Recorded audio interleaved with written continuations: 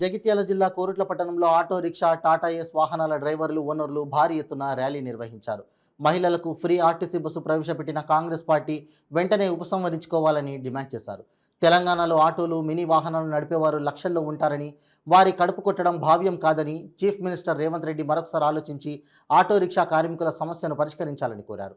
మేము మార్పు కోరి కాంగ్రెస్ పార్టీకి ఓటు వేస్తే మా జీవితాలు మార్చేసింది అనుకుంటే ఆటో డ్రైవర్ల కుటుంబాలను పోషించలేక అవస్థలు పడుతున్నారని, మహాలక్ష్మి పథకాన్ని వెంటనే రద్దు చేయాలని, లేకపోతే తెలంగాణలో గత లక్షలాది మంది ఆటో డ్రైవర్లు మీ మార్పు కోరుకుంటారని హెచ్చరించారు.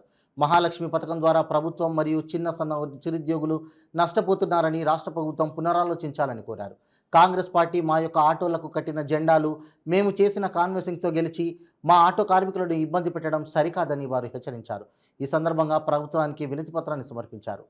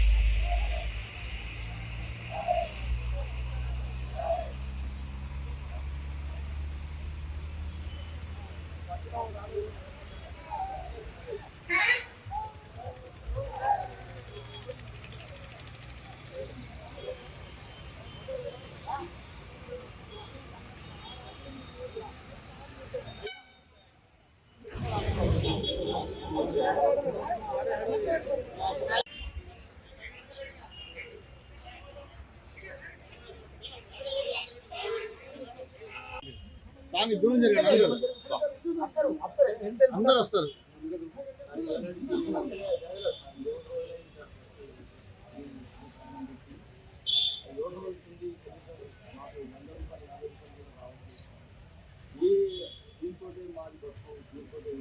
ఉచిత ప్రయాణం రద్దు చేయాలని చెప్పి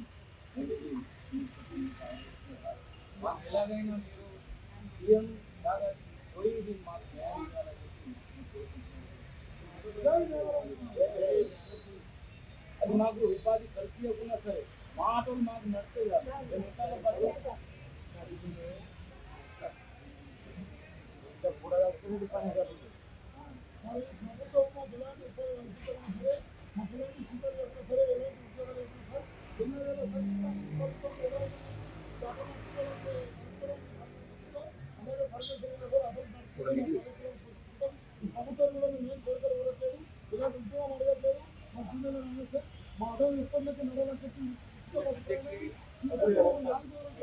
ఇలాంటి ఉద్యోగాలు ఏమైనా అడగట్లేదు, జీతాలు ఏమైనా అడగట్లేదు, మీ మీద మేము పింఛన్లు అవసరాలు మీకు ఒత్తిడి చేయట్లేదు.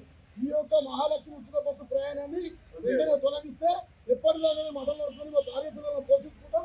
మా భార్య పిల్లలు రోడ్డు మీద పడ్డారు, ఇలా తినడానికి తిండి లేదు సార్. మేము ఫైనాన్షియల్లో ఈఎంఐలు ఎట్లా కట్టుకోవాలా, మా పిల్లలకు స్కూల్ ఫీజులు కట్టుకోవడానికి ఇబ్బంది ఉన్నది.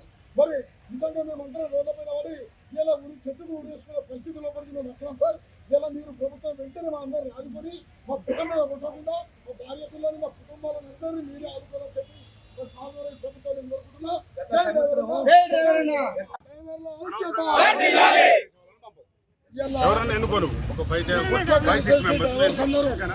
రోడ్డు మీద వెళ్ళడానికి కారణం ఏంది?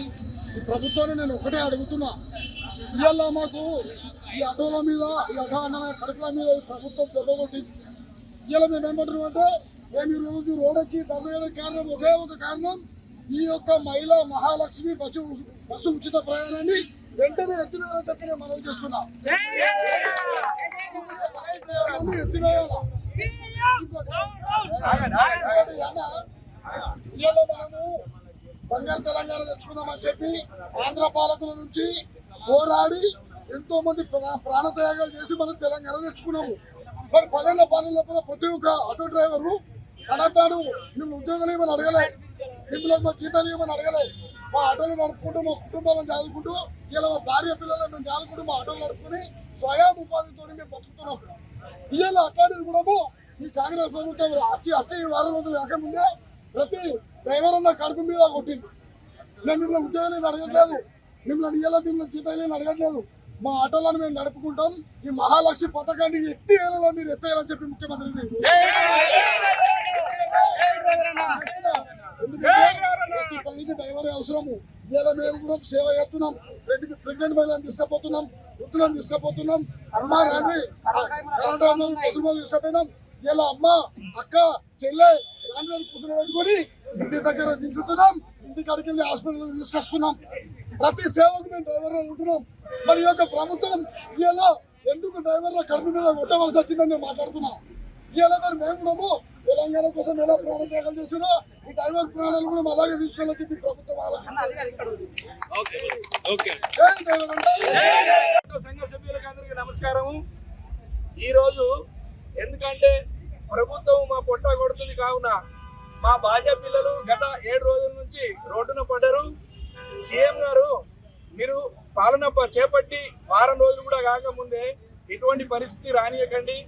ఎందుకంటే విద్యార్థులకు యువకులకు జాబులు అత్తలేవు, వాళ్ళు జంగలు పడతారు అని చెప్పారు మీరు.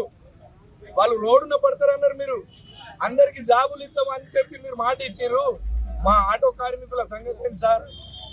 మేము ఏం పాపం చేసినాం సార్? మీకు ఏమన్నాం? మీరేమన్నారు? కాంగ్రెస్ రావాలి, మార్పు చేయాలి, కాంగ్రెస్ రావాలి అని అన్నారు. అందుకని చెప్పి మంచి పాలన మంచిదని అనుకొని మేము కార్మికులము మేము కూడా అందరం ఓట్లేసి మీకు ఎంతో మెజారిటీతో గెలిపించినాం సార్. అటువంటిది వారం రోజులు గత శనివారం నుంచి ఈ రోజు వరకు మాకు ఆటోలో ఒక్క ప్యాసింజర్ కూడా ఎక్కువ లేదు. వాళ్ళు ఏమంటారు అంటే 50 రూపాయలు ఇవ్వంటే 20-30 రూపాయలకు అత్తురు అది రాలేకపోతే లేదు అని చెప్పి అంటారు సార్. మీరు ఎందుకు సార్ మా మీద మేము చిన్నకారు రైతులం, మేము ఆటో కార్మికులం సార్. ఆటో నడిపితేనే మా పుట్ట కడుతుంది, లేకపోతే ఫైనాన్సులు ఉన్నాయి, అద్దె ఆటోలు ఉన్నాయి. నాకు అన్ని సొంతం ఆటోలు కాదు సార్, అద్దె ఆటోలు. వాళ్ళు ఈరోజు ఫైనాన్స్ వాళ్ళు వచ్చి ఆటో ఇక్కపోతున్నారు. మా పరిస్థితి ఏంది మరి? మేము ఈ తెలంగాణలో బతుకుడా లేకపోతే ఏంటి సార్? సీఎం గారు మీరు ఇచ్చిన వాగ్దానం ఇప్పుడు మీరు పెట్టింది మహాలక్ష్మి పథకం మంచిదే. మా కుటుంబ సభ్యులు మా భార్య పిల్లలు అందరూ కూడా ప్రయాణిస్తున్నారు. కాకపోతే మాకు కూడా ఉపాధి హామీ కల్పించండి, మీరు చేయండి. మమ్మల్ని కూడా లేకపోతే మా బండ్లు నడతాడని మీరు చెయ్యాలి. కాకపోతే ఇట్లా ఉంటే సార్ మా బతుకులు బస్టాండ్ అయితే ఎంతో మంది ఆత్మహత్య చేసుకుంటారు సార్. సీఎం గారు మీకు దండం పెట్టి శీర్షు వంచి మేము వేడుకుంటున్నాము. దయచేసి మమ్మల్ని మాత్రం కాపాడుకోవాలి, రోడ్డున పడేలా చెయ్యకండి సార్. మీకు దండం పెడుతున్నాం. అందరం కార్మికుల ఐక్యత్యం.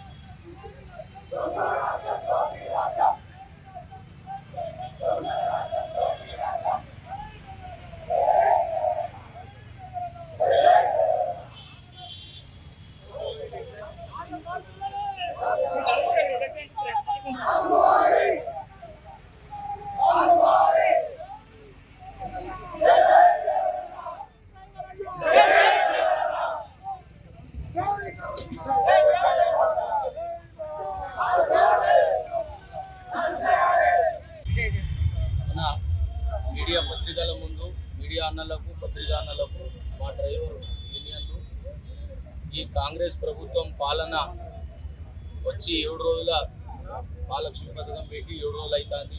7 రోజుల నుంచి ఇవాళ దాకా బండ్లు ఆటోలు నడపట్లేదు. ఆటో నడిస్తే 200-300 రూపాయలు సాయంత్రం దాకా వచ్చేది. ఆ రుసుము కూడా లేదు. ప్యాసింజర్ ఎవరు ఎక్కలేరు. మహిళలే మా దేవుళ్ళు. ఆ మహిళలను తీసి ఉచిత ప్రయాణం అనేవారు బస్సులలో పోతారు. మాకు ఇబ్బంది అవుతుంది. మాకు సిలిండర్ కొనాలా, పిల్లలను చదివించుకోవాలా, కరెంటు బిల్లు కట్టుకోవాలా, ఇంటి కిరాయి కట్టుకోవాలా. ఇలా 4 కోట్ల జనాభా ఉంది యావత్ తెలంగాణలో. ఉంటే 2 కోట్ల జనాభా డ్రైవర్ ఫ్యామిలీలు ఉన్నాయి. ఇలా రోడ్డు మీద పడ్డాయి. ఎందుకంటే కొరుట్ల కాన్సెక్సీ ఈరోజు మీడియా ముందు అక్కడికి వెళ్ళి మన కొత్త బస్ స్టాండ్ దాని నుంచి ర్యాలీగా వెళ్ళి ఎంఆర్ఓ గారికి వినతి పత్రం, సబ్ కలెక్టర్ వినతి పత్రం ఇవ్వబోతున్నాము. ఎందుకంటే మాకు చాలా ఇబ్బందిగా ఉన్నది. మా ఆటోలు పక్కకు పడి ఉన్నాయి. చదువుకొని నౌకరీ లేక సతమత అవుతూ ఉద్యోగాలు లేక ఒక ఫైనాన్స్ ద్వారా ఆటో కొనుక్కొని జీవనోపాధి గడుపుదామంటే ఆ ఫైనాన్స్ కట్టలేక, డబ్బులు లేక ఇక్కడ మాకు రోజుకు 200-300 వచ్చేది. ఫైనాన్స్ ఇంత EMI కట్టుకునేది అది సుగా బంద్ అయింది. పిల్లల చదువులు మొత్తానికి బంద్ అయిపోతుంది. ఇక మా జీవనోపాధి కోల్పోయింది. అందుకోసం మేము ప్రభుత్వానికి ఒకటే నమస్కరించి కోరుతా ఉన్నాము. ఇలా యావత్ ఆటో యూనియన్లు రోడ్డు మీద పడ్డాయి. మాకు ఎలాగైనా మీరు ఆదుకోవాలని, మా కుటుంబాలు, మా డ్రైవర్ కుటుంబాలను ఆదుకోవాలా. ఈ డ్రైవర్ కుటుంబాల యొక్క బాధ్యత మీపైనే ఆధారపడి ఉందని చెప్పి చెప్తున్న అధ్యక్ష. దయచేసి ఇలా ప్రభుత్వానికి మా డ్రైవర్ పక్షాన, అందరి పక్షాన మన్నించి అడుగుతా ఉన్నాం. ఇలా రోడ్డు మీద చేయకండి, మమ్మల్ని మా ఫ్యామిలీని కాపాడదని దండం పెట్టి చెప్తాను అధ్యక్ష. డిమాండ్స్ ఇప్పుడు ఏదైనా అడుగుదామంటే మా బండ్లే నడతలేవు. ట్యాక్స్ ఫిక్స్ ఏదో అడుగుదామా, బండి నడంది. మేము ఆ ట్యాక్స్ ఎందుకు, మా డిమాండ్స్ ఎందుకు, ఏం చేస్తాం? ఫ్రీ బస్సులు బంద్ చేయడం. ఈ రోజు ఉచిత ప్రయాణం బస్సు పెట్టిరు, బాగానే ఉంది కానీ అదేదో చిన్న పిల్లల నుంచి పీజీ చదివేదాకా పిల్లలకు, ఆడవారికి మగవారికి పెడితే అది నడుస్తుండే. ఇవాళ మాకు ఏం ప్రాబ్లం లేదు. మా పిల్లల భార్యలు కూడా అందులో పోతారు.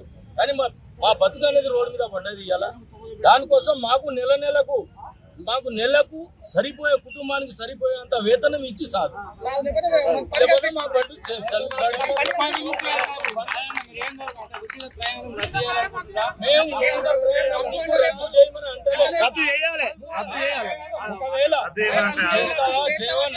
బండి కాదు. మాకు నెలకు సరిపోయే జీతం ఇస్తావా, పింఛన్ ఇస్తావా, మాకు ఆదుకోవా.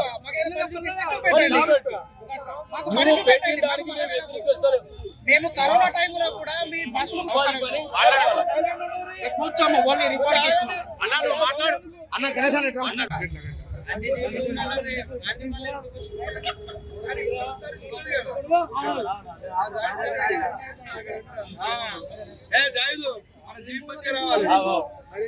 మంచి రావాలి.